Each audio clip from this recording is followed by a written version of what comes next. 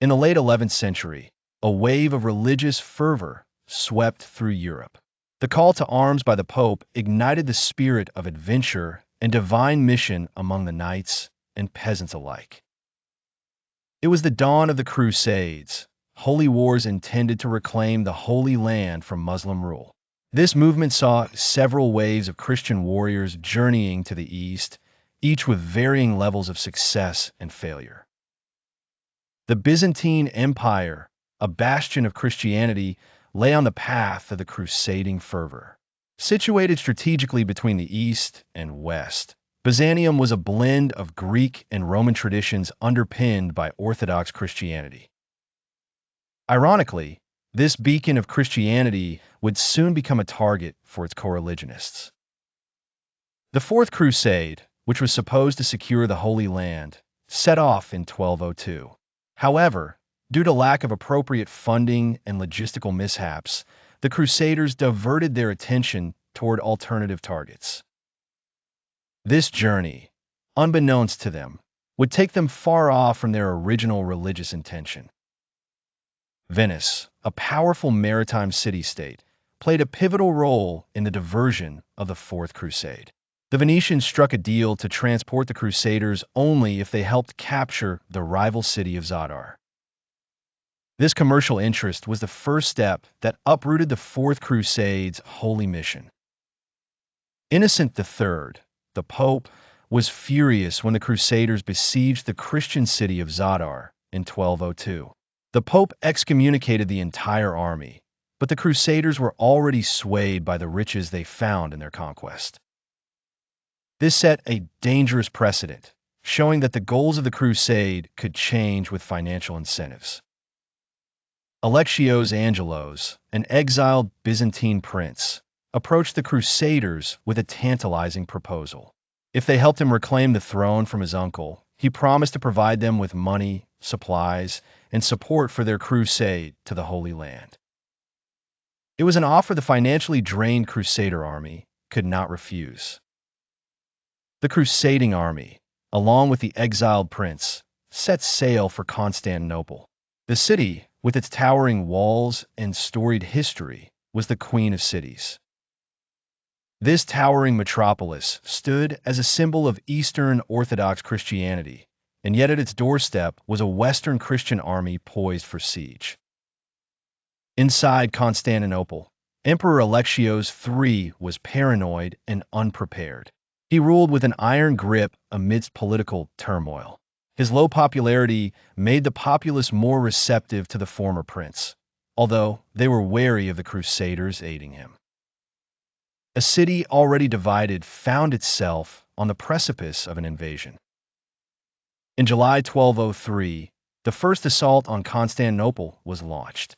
The Crusaders hurled themselves against the city's formidable defenses, testing their will and resilience. Though Byzantine forces repelled them, the attempt showcased the Crusaders' determination. With internal pressure mounting, Alexios III fled the city, giving Alexios IV and Isaac II Angelos, his father, a chance to rule. They tried to fulfill promises to the Crusaders, but the empire's coffers were depleted. Alexios IV found himself trapped between the Crusaders' demands and his subjects' resentment. Alexios IV desperately sought funds to meet the promised payments to the Crusaders. Heavy taxes and confiscations angered the people, leading to increasing unpopularity and unrest. This financial strain further weakened his position. With debts unpaid and promises unfulfilled, the Crusader leaders grew restless and disillusioned. Friction between them and the Byzantines intensified, leading to skirmishes and hostilities within the city. In the shadows of Constantinople's politics, a plot against Alexios IV brewed. In January 1204, a courtly conspiracy ousted him. Alexios Doukas, nicknamed Mort Sufflos, seized control, casting the Crusaders' fate further into uncertainty. Mort Sufflos was hard-nosed and resolute. Unlike his predecessors, he was prepared to face the Crusader threat head-on. Under his rule, Byzantine defenses were tightened, and resistance to the foreign invaders increased. Faced with a closed purse, broken promises, and renewed opposition, the leaders of the Fourth Crusade found themselves at a crossroads. Convinced of Byzantine betrayal, they rationalized that the honor of their enterprise lay in capturing Constantinople itself. Determining that all was lost if decisive action was not taken, the Crusaders prepared for the final assault. The armies camped on the outskirts of Constantinople, ready to lay siege with full force. In April 1204, the siege of Constantinople began in earnest. The Crusaders attacked land and sea, employing both military might and psychological warfare to unsettle their gallant adversaries behind the walls. After days of relentless assault, the Crusaders breached the venerable walls of Constantinople. Panic erupted within the city as defenders faltered under immense pressure. Victorious cheers from the besiegers marked this fateful breakthrough. Following the breaching, Byzantine resistance crumbled rapidly. The Crusaders poured into Constantinople, a Western Christian army triumphing over their Eastern brethren. This fall left an indelible mark on history, echoing the tragic misdirection of the Fourth Crusade.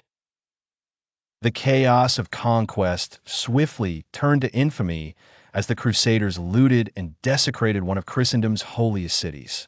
Churches, relics, treasures, and homes were destroyed or stolen, sullied by those who swore to protect their faith.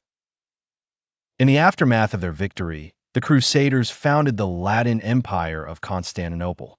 Western European rulers took control, initiating a fraught and contentious period for the Byzantine lands.